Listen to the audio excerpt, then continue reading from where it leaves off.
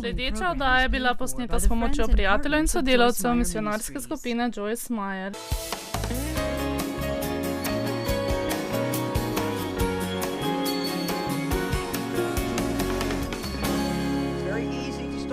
Zelo lahko je nekaj začeti, vendar vsak ne konča tistega, kar je začel. Če vam odkrito povem, kar zadeva duhovne cilje, velika večina ljudi nikoli ne konča tistega, kar so začeli. Naredimo načrt za molitev, začnemo, vendar ne končamo.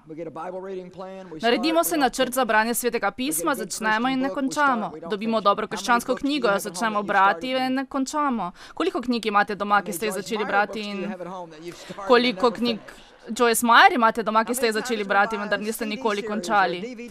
Kolikokrat kupite na kupe CD-jev ali DVD-jev in imamo resen namen, da jih poslušamo? Če ne, jih že ne bi kupili, jih ne bi izbrali, vendar jih vzamete domov, postavite na polico in se nikoli ne pripravite, da bi jih poslušali. Tako imajo ljudje duhovne sanje in vizijo za svoje življenje, vendar le nekateri pridejo do konca. Pavel je rekel, da je odločen, da bo končal svoj tek. Zame je bilo vedno zelo pomembno, da končam, kar mi je Bog dal za storiti, vendar je prav tako pomembno, da končamo druge stvari v življenju. Če ste se odločili, da boste pospravili svojo omaro, to tudi storite. Če ste se odločili, da boste poravnali dolgove, to storite. Če vam Bog govori o vašem zdravju in vi sami veste, da imate slabe navade za zdravje, na primer ste dolgo pokonci, potem se odločite, da boste šli v posteljo prej. Storite to. Če se odločite, da boste spremenili svoje prehranjevanje, da boste izgubili nekaj kilogramov in postali bolj zdravi, potem to storite. Mi imamo vsi radi hitra popravila, radi imamo takojšnjo tolažbo, vendar to ni način, kako Bog deluje. Mi sejemo in potem žanjemo. Kakor dolgo bo obstajala zemlja, bo čas sejanja in čas žetve, vendar mislim, da moramo to razumeti malo drugače. Kakor dolgo bo obstajala zemlja, bo seme, čas, veliko časa in še več časa in še več časa, veliko več, kot bi mi hoteli, in na to za tiste, ki na sredi ne odnehajo, žetev. Aleluja. Vendar je apostol Pavel govoril o istih stvarih, o katerih govorimo mi. Zakaj počnem stvari, ki jih počnem? Začnimo s 15. vrstico 7. poglavja pisma Rimljanom. Pravi, da ne razume svojih lastnih dejanj. Počuti se izigranega in zbeganega. Ne delam namreč tega, kar hočem, temveč počenjam to, kar sovražim. Namreč počnem stvari, ki jih moj moralni čut obsoja. Če pa počenjam to, česar nočem, priznavam s tem, da je postava dobra. Torej, on pravi, če ne morem početi tega, kar vem, da bi moral storiti, potem resnično izrekam potrebo po neki zunanji stvari, ki bi me kontrolirala. Postava je bila dana v stari zavezi, da nadzoruje ljudi. Vendar sedaj imamo nekoga drugega, ki nas nadzoruje. To je Sveti Duh, ki živi v nas in nam namiguje v naši vesti, kaj Bog odobrava in kaj zavrača. Potem takem tega ne počnem več jaz, ampak greh, ki prebiva v meni. Približno pred 20 leti sem poskušala to prebrati in mi je nakodralo možgane. Mislila sem si, no dobro, če ti tega ne počneš, kdo to počne? 18. vrstica. Vem namreč, da v meni, hočem reči v mojem mesu, ni nič dobrega. Kajti dobro hoteti sicer v moji moči, vendar dobro delati ni v moji moči. Jaz imam namen in spodbudo, da bi delal to, kar je prav, vendar pa nimam dovolj moči, da pridem do konca. Razlog pa je v tem, da kar hočemo sami nekaj storiti brez Boga. Ne delam namreč dobrega, ki ga hočem, ampak zlo, ki ga nočem. Če pa delam to, česar nočem, tega ne počenjam več jaz, ampak greh, ki prebiva v meni. Greh, načelo, ki je zakoreninjeno in deluje v moji duši. V sebi torej odkrivam tole postavo. Kadar hočem delati dobro, se mi ponuja zlo in se ne morem upreti silni potrebi. Verjetno moramo to prebrati približno 5000-krat, da imamo različne ljudi, ki vam razlagajo, potem boste doumeli enkrat. Vendar je bistvo v tem, kar se je Pavel zavedal ali pa je začel s poučevanjem Rimljanom. mogoče mešanica obojega. Vendar on je rekel, vidim, da dve stvari delujeta v meni. Globoko v sebi imam željo, da delam to, kar je prav. Moralno načelo, ki je v meni in hoče vedno storiti tisto, kar je prav. Niti enega ni, na primer. Mislim, vi hočete končati to, kar ste začeli. A ni tako? Vi ne boste nekaj začeli in si mislili, dobro, tega tako ali tako ne bom končal, vendar bom vseeno začel. A ne bo zabavno, ko bom prenehal? Vendar veste, to niso stvari, zaradi katerih nekaj začnemo. Mi začnemo stvari, ker jih resnično mislimo končati. Veste, da se počutimo dobro, ko izpolnimo cilj. Če ga ne končamo, smo na koncu dneva razočarani nad samim sabo in malodušni. Spominjam se, ko sem bila mlada gospodinja, nisem nobene stvari razumela, nisem razumela sama sebe.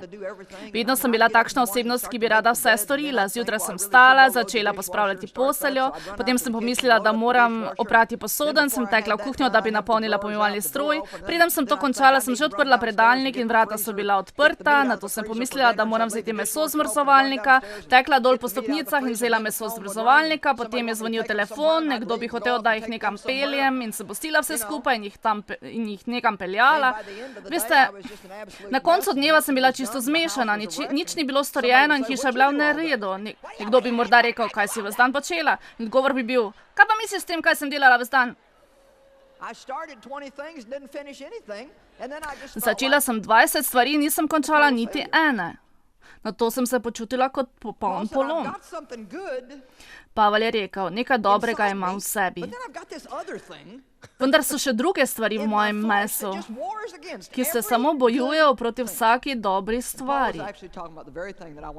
Pavel je pravzaprav govoril o tisti stvari, ki vam jo jaz poskušam podati, da je namreč razlika v vašem mesu in vašem duhu. Hočem vas naučiti, kako spoznati, kdaj deluje meso in kdaj deluje duh. Naučiti vas hočem, da se morate disciplinirati, da boste delali prave odločitve in to vedno pomeni, da boste imeli trenutno neudobje, vendar Bog poplača te, ki ga vztrajno iščejo. Ker morda boste imeli celo dolgo obdobje neudobja, ampak Bog vas bo poplačal. Ne poplača tistih, ki enkrat nekaj prav storijo, ampak poplača tiste, ki si neprestano prizadevajo delati to, kar je prav. Znova in znova in znova in znova. Vse dokler ne pridete do pravega izida. Hočem, da ste trdni, kajti če Bog lahko stori karkoli za kogarkoli, lahko Bog nekaj stori tudi zame. Če Bogu uspe, da kdorkoli pride do izhoda, kajti njegove obljube veljajo za vsakogar, vendar pa ne bo vsakdo imel korist od obljub, ampak samo kdor bo sprejel delež, naložen od Boga. Tako ga Bog pripelje do izida, ki si ga sam želi. Amen. Koliko izmed vas je naveličanih slišati nekoga pridigati o zmagah, ko jih sami hočete v svojem življenju? Prav, veste, kaj morate storiti? Morali boste oditi domov in početi to, kar so vam pridigali. Jaz vam resnično ne morem povedati nič bolj preprostega, kot to.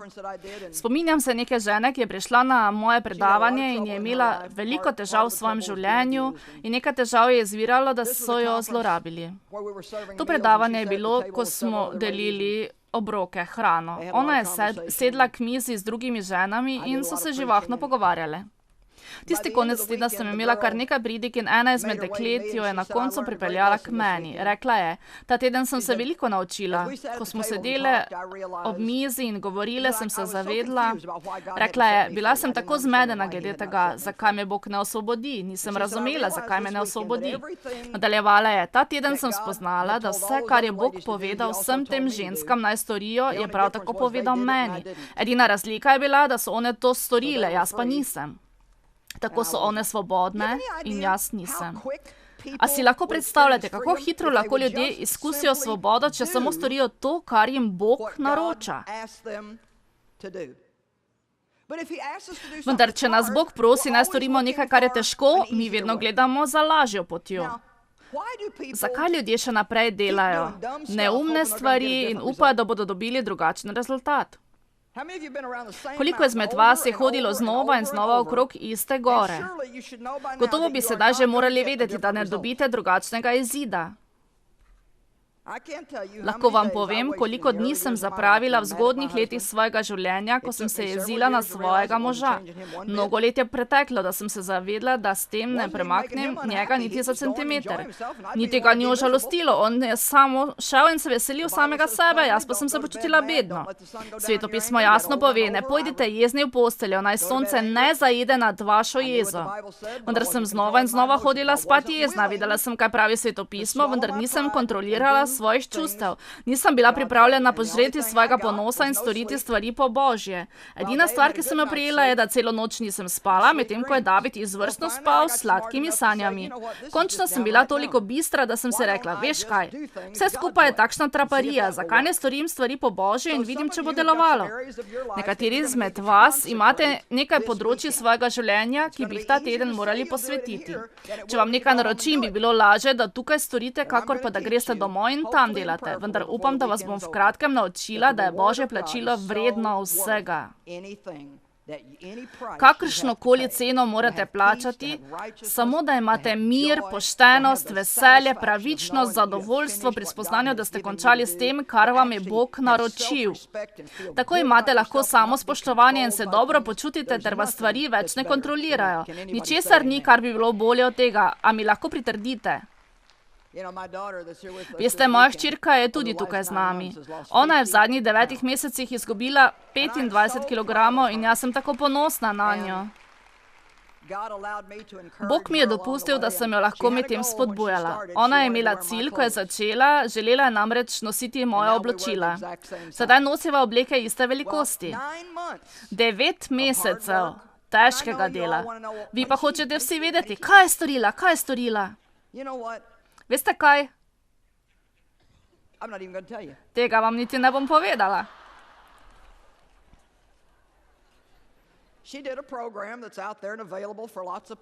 Opravila je program, ki je na razpolago za mnogo ljudi. Veste kaj? Poznam neko drugo gospo, ki je tukaj in je moja kolegica iz pisarne. Ona je izgubila 30 kilogramov v 9 mesecih in je storila nekaj čisto drugega. Kar morate storiti je, da se naučite poslušati Boga. Samo zato, ker je Bog blagoslovil neko osebo, za neko stvar še ne pomeni, da bo blagoslovil tako tudi vas. Vi sami morate slišati besedo od Boga. Svoj lasten načrt morate prejeti od Boga, ki vam ga bo dal. Kajti polovica vseh naših problemov je, kako je nekdo drug prišel do zmage, vendar nam je Bog že povedal, kaj storiti, da bi mi prišli do zmage. Bolje pridigam, kot vi reagirate.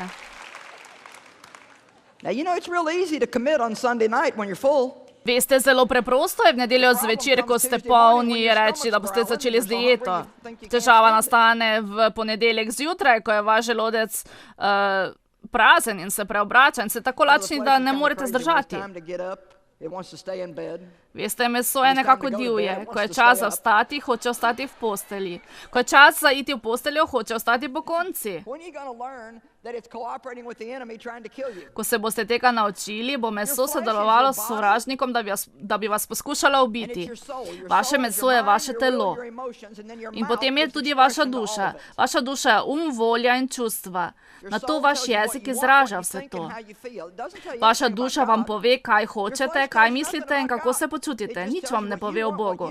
Vaše meso vam nič ne pove o Bogu. Vam samo pove, kaj hočete, kaj mislite, kaj občutite. Vaš jezik pa je pripravljen vsakemu povedati, jaz hočem, mislim, čutim, čutim, hočem, mislim, mislim, hočem, čutim, čutim, mislim, hočem. Takšno življenje se imenuje življenje v divjini. Zaradi tega so Izraelci zapravili 40 let, da so napravili 11-dnevno potovanje. To potovanje po puščavi predstavlja stanje v duši. To je stanje kristjana dojenčka. V krščanstvu so 3 stopnje. Otroštvo, prehodna doba, ki pomeni spremembo svojega življenja, da ne samo služite Bogu, da bi On nekaj napravil za vas, ampak da se popolnoma obrnete proti njemu in mu rečete, Bog, kaj lahko jaz storim zate? Kako ti lahko služim? In potem vstopite v odraslo držo Božjega sinovstva in hčerinstva in tedaj začnete izkušati vse čudovite privilegije Božjih otrok. Kakor dolgo ste sami na področju divjine, vam bo Bog uslišal vaše potrebe. Izraelci niso bili lačni, niso stradali, njihove obleke se niso izrabile v 40 letih, vendar, dragi moji, novih niso dobili. Jaz nočem nositi ene in iste obleke 40 let. Rada nakupujem. Koliko izmed vas ima mojo vizijo, me razume? Amen. Mi moramo rasti in mislim, da je to zelo pomembno. To ni nekaj takšnega, kar lahko nekdo drug stori namesto vas. Meso je kockar. Meso pravi, napravil bom napačne stvari in upam, da bo prav tako vse v redu. Govorili smo nocoj o mladini, ki se rada drogira. Oni so pričevali o možnosti pridobitve drog, ki so povsod na razpolago na cesti, na dosegu rok za mlade dandanes, kar je resnično žalostno. Vprašala sem se, zakaj mladi ljudje ali kdorkoli, zakaj jih to tako pritegne in si kar naprej uničujejo svoje življenje s to stvarjo.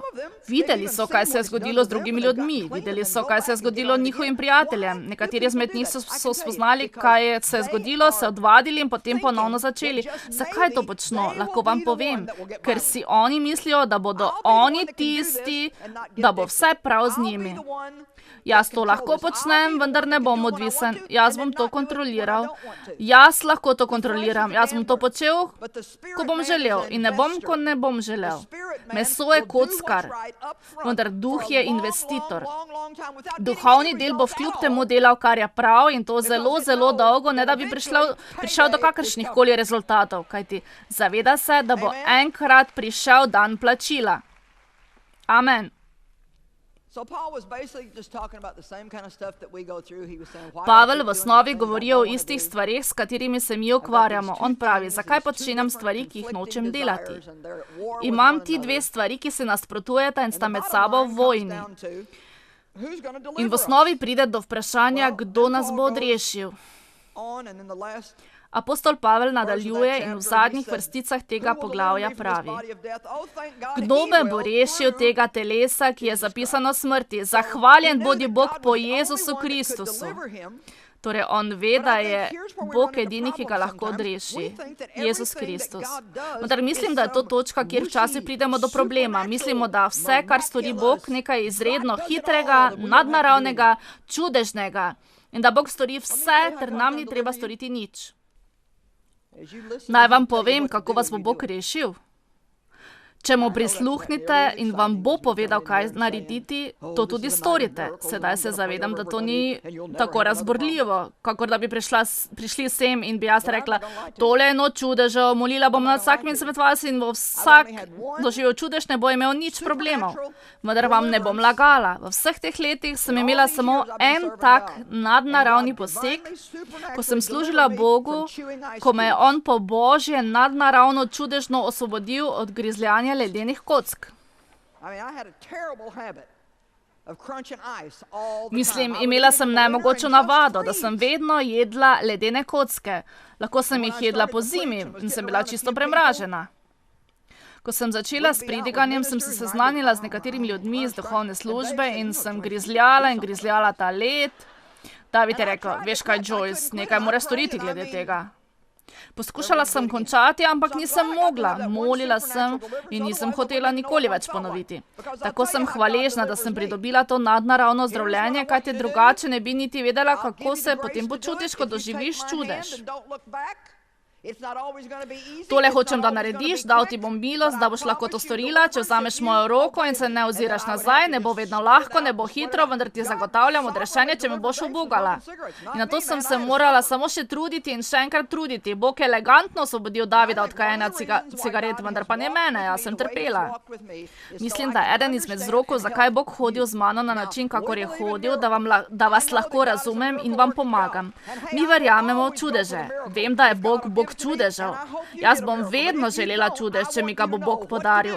Vendar, če mi ga ne bo podaril, hočem vedeti, kaj storiti, da bom imela prav takšen izhod, kakor ga ima kdo drug. Povem vam majhno skrivnost. Čudeži vam ne pripomorejo k zrelosti.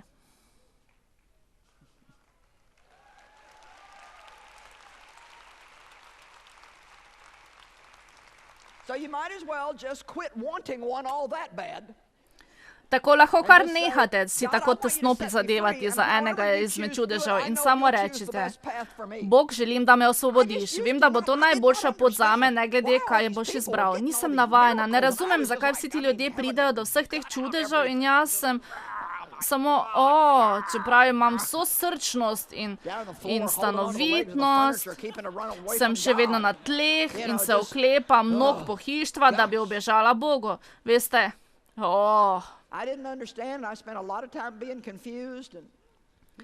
nisem razumela, zapravila sem ogromno časa, bila sem zmedena. Bog, druge si ozdravil, jaz sem morala imeti operacijo, Boga, me nimaš rad. Vendar koliko izmed vas razume, ko vam pripovedujem o vzvišenem čudežu, da je veliko veselja? Wow! Vendar vam ne pomaga zrasti. Veste, kako si pridobite duhovno zrelost? Da ste z Bogom v nočnih urah, ko ni nikogar okrog, ko ni prijetne glasbe in ni nikogar, ki bi vas bodril. To je, ko mu rečete: ne bom odnehal, ne bom končal, ni mi mar, kako zelo boli, ni mi mar, kako dolgo bo trajalo, jaz bom končal, kar mi je Bog naročil storiti. Amen. Rimljanom 8, 4. vrstica. Krepost in pravičnost zahteva izpolnjevanje postave v polnosti v nas živečih, ne po smernicah mesa, ampak po smernicah duha. Zakaj ste potem ravnali na tak način? Zato, ker ste ravnali po smernicah mesa.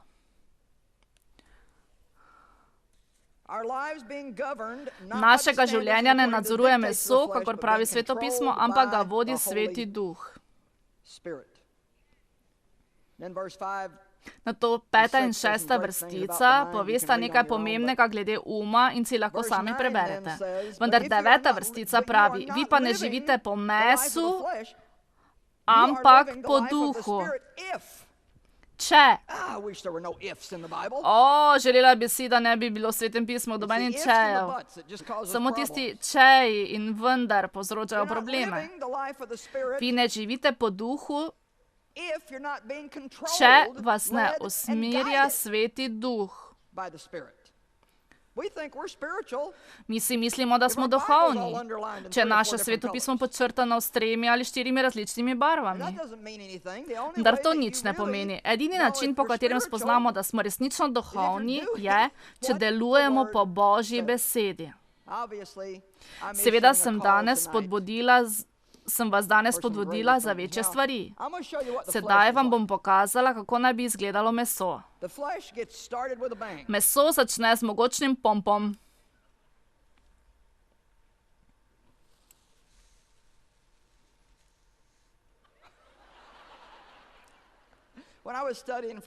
Ko sem se pripravljala za to predavanje, mi je Bog postavil naslednje v moje srce. Uporabi samo nežen izbor novoletnega ognjemeta.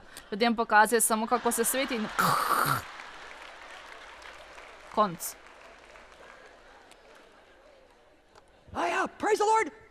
Seveda, hvaljen bodi Gospod, naslednji ponedeljek začnemo in bomo brez dolgov. Dokler ne stopite v nakupovalno središče in vidite razprodajo in ste že v akciji. Ko darujem misionarski skupini Joyce Meyer, čutim, da sem blagoslov za druge, ker ko ti daruješ njim, se oni razdajo za druge. Nekdo mora plačati, da se oddaje posname in predvajajo, da se lahko natisnejo knjige, ki jih beremo in se toliko iz njih naučimo. Če ti daruješ njim, v resnici daruješ vsem, mnogim ljudem po vsem svetu. Biti partner misionarske skupine Joyce Meyer je zame priložnost povrniti za dobroto. Ti si tu. Predvajana oddaja je bila plačana s strani prijateljev in sodelavcev misionarske skupine Joyce Meyer.